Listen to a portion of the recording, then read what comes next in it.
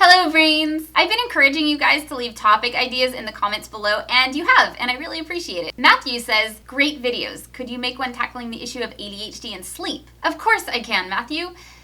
Of course I can. In 5 more minutes.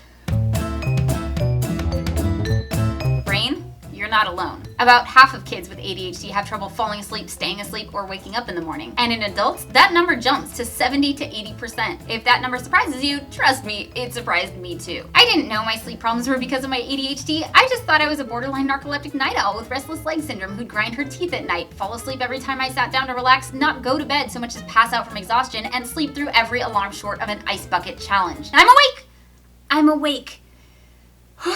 So if this is so common, how come nobody told us about this? Turns out problems with sleep actually used to be a diagnostic criteria for ADHD back in the 1980s, but was dropped because they couldn't figure out exactly why or what to do about it. Only recently have studies begun to reveal what's going on and how to fix it. There are more sleep issues that those of us with ADHD face than I can put into an ADHD-friendly video. But the most common one is that we have trouble getting to sleep when we should, and so we wake up late, or if we don't have that luxury, tired. In fact, over half of ADHD adults report going to bed late and either waking up late or having trouble waking up in the morning, also known as delayed sleep phase syndrome. Over half! That means you might actually sleep just fine. Your body just wants to go to sleep between 2 and 4 a.m. and wake up between 10 a.m. and noon. There are lots of reasons for this, but one of the most interesting and recently researched reasons is this. Those of us with ADHD often have trouble with our circadian rhythm or internal clock. Our internal clock is what produces melatonin, which is the chemical that makes us feel sleepy. If our internal clocks are off, they still produce melatonin, just not when they probably should. This may be because our circadian rhythms are off naturally or because our behavior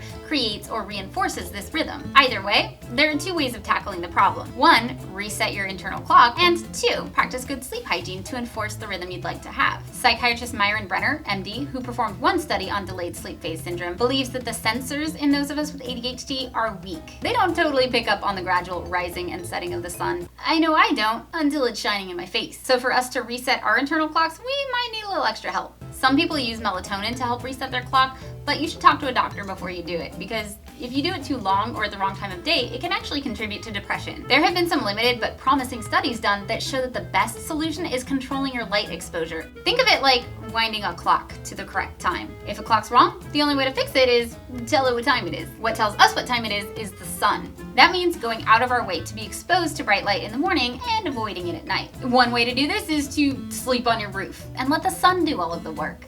If that doesn't sound good to you, option 2, fake it. There are alarm clocks you can buy with special sunrise stimulating lights to help you wake up when you need to. This is a fairly new technology and more research needs to be done, so I'm performing my own. It's a very small study. 2, practice good sleep hygiene. Decide on a bedtime and stick to it. There's an app called 2Bed that makes this fun. Have a bedtime routine and a morning routine to help your body know when it's time to wind down and when it's time to wake up. If your racing thoughts are keeping you awake, try doing a brain dump right before bed. If you take stimulant medication, try taking it half an hour before you have to get up so it has a chance to kick in. Pretty sure this is the only way I made it through high school. Leave electronics out of your bedroom and use your bed only for sleep and other stuff.